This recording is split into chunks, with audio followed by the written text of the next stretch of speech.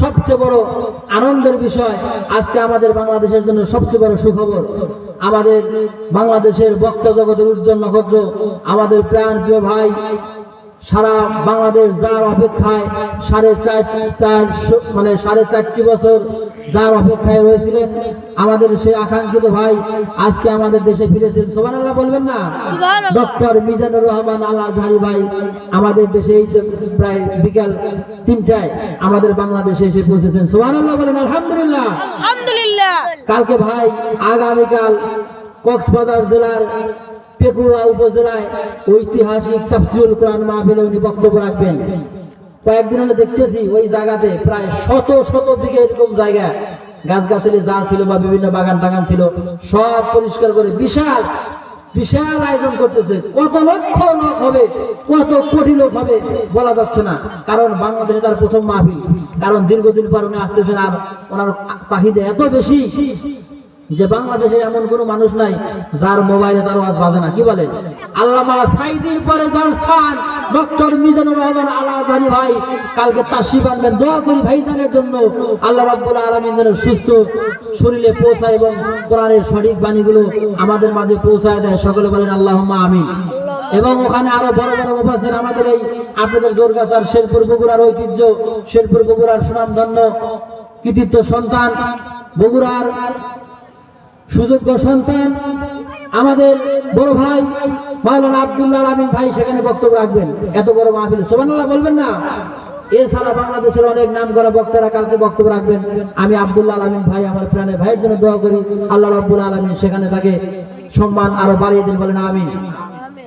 এরপরে জানুয়ারির 4 তারিখে 3-4 আপনার যশোরে 3 দিন ভাই মাহফিল, মনে হয় 2-3-4 3 দিন ব্যাপী মাহফিল ওই জায়গাতে। বড় বড় মামুনুল হক, এরপর শাহেখ আহমদুল্লাহ এরপরে আমির হামজা ভাই আছেন, সাইফুল্লাহ ভাই আছেন, এরপরে আমাদের আজহারি ভাই সেদিন বক্তব্য রাখবেন। ওখানে কয়েকদিনের কাজ চলতেছে, বিশাল আয়োজন। যশোরের জেলাতে মাহফিলটা হবে, ওখানে আশেপাশে যে জেলাগুলো আছে আমার মনে হয় কত কোটি লোক হবে বলা যাচ্ছে না। এগুলো কোরআনের আকর্ষণে। কি বলেন? কোরআনের আকর্ষণে মানুষ যাবে। এতদিন মানুষ সঠিকভাবে কোরআনগুলো শুনতে পায় নাই, আজকে সেই কোরআনের বাণী সবাই মানুষ দিল খুলে সবাই কোরআন কারীম শুনে। সুবহানাল্লাহ বলবেন না? মুসলমান ভাইরা আমার, আল্লাহর পয়গম্বর বিশ্বনবী সরকারে দো আলম বিশ্বনবীর প্রতি যখন কোরআনের আয়াতগুলো নাযিল হলো, আল্লাহর পয়গম্বর কোরআন অনুযায়ী যখন দাওয়াত দেওয়া শুরু করে দিলেন, কাফের মুশরিকরা তার বিরুদ্ধে চলে গেল। আমার ভাইরা, কোরআনের সঠিক বাণীগুলো রাসূল যখন কাফেরদের কাছে দাওয়াত দিচ্ছিলেন, আবু জেহেল উতবা সাইবাগুলো তার বিরোধিতা শুরু করে দিল। সেই যেন কোরআনের হক কথাগুলো, সঠিক কথাগুলো মানুষের মাঝে বলতে না পারে সেই ব্যবস্থা উনি করেছেন। কিন্তু মুসলমান ভাইরা আমার, শেষ করতে পারেন নাই আল্লাহর পয়গম্বরকে। এমন কি অবস্থা, শেষ পর্যন্ত মক্কা থেকে মদিনাতে তাড়িয়ে দেওয়া হয়েছিল। আল্লাহর পয়গম্বর 40 বছর পর্যন্ত মদিনায় থাকার পরে এরপরে কোরআন নাজিল হলো প্রায় 86টি সূরা মক্কায় নাজিল হওয়ার পরে আল্লাহর পয়গম্বর 52 বছর বয়সে মদিনাতে হিজরত করেছেন। বলেন সুবহানাল্লাহ। তার মতো মানুষকে তাড়িয়ে দেওয়া হয়েছিল। আজকে আমাদের বাংলাদেশের মানুষ আমাদের ভাই মিজানুর রহমান আজহারি ভাইকে তাড়িয়ে দিয়েছিল 2020 সালের 7 ফেব্রুয়ারিতে। তাকে একজনকে তাড়িয়ে দিয়েছিল, আর আল্লাহ রাব্বুল আলামিন এই জালেমের গোষ্ঠীকে তাড়িয়ে দিয়েছে। বলেন ঠিক কিনা? আল্লাহর ফয়সালা আছে কি নাই? মুসলমান ভাইরা আমার, আল্লাহর পয়গম্বর যখন কাবা শরীফের ভিতরে কোরআনুল কারীমের আয়াতগুলো তেলাওয়াত করেছেন, কাফের মুশরিক আবু জেহেল বিরোধিতা করার পরেও তারপরে রাত্রি জেগে জেগে তার ওই কোরআন তেলাওয়াতগুলো শুনেছে।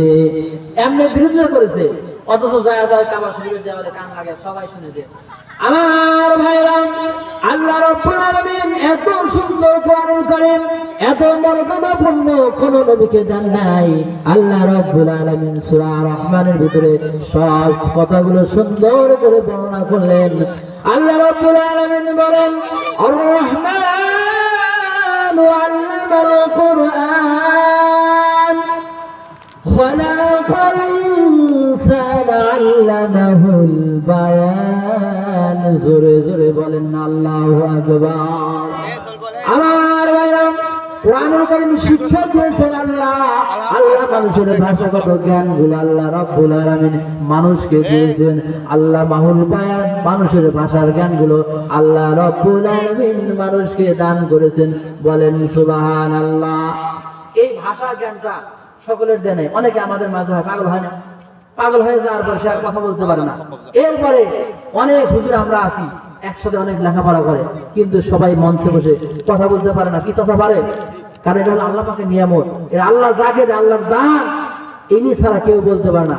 আমার ভাইরা, আজকে বাংলাদেশের একটা ঐতিহাসিক ঘটনা হলো সচিবালয়, যেখানে সর্বোচ্চ জায়গা, যেখানে মন্ত্রী সচিবরা বসবাস করে, ওই জায়গায় রাত্রিতে আগুন লাগাই দিয়েছে। গতকালকে শেখ হাসিনার নোটিশ হয়েছে, তার অপরাধের এই অপরাধ করেছে, সেই ফাইলগুলো চেক করা হচ্ছে কোথায় কি আছে।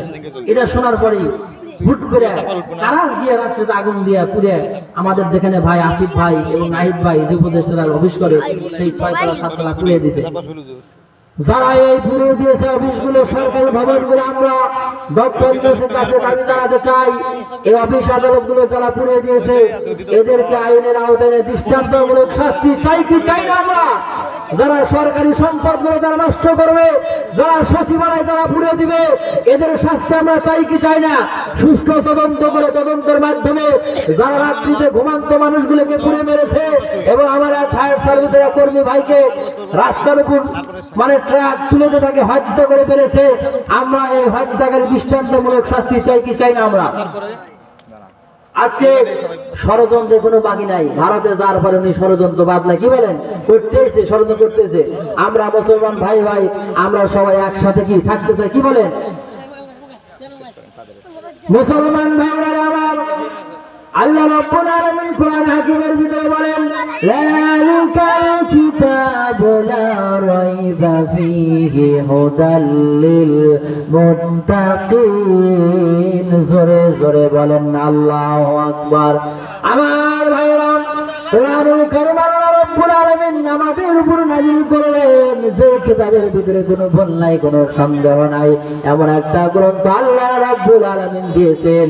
অথচ এত সুন্দর গ্রন্থ পাওয়ার পরে বাংলার মানুষ, অধিকাংশ মানুষ কোরআন পড়তে জানে না। বলেন ঠিক কিনা? এত সুন্দর ফজিলতপূর্ণ একটা কিতাব আমাদেরকে দিয়েছেন, অথচ আমাদের জাতি, এই জাতি একবারে কপাল পোড়া জাতি। কোরআন শরীফ পাওয়ার পরেও অনেকে পড়তে পারেও না, জানেও না। যাই হোক, আল্লাহ রাব্বুল আলামিন আমাদেরকে কোরআনের সঠিক বুঝতে দান করে। সাল্লাল্লাহু আলাইহি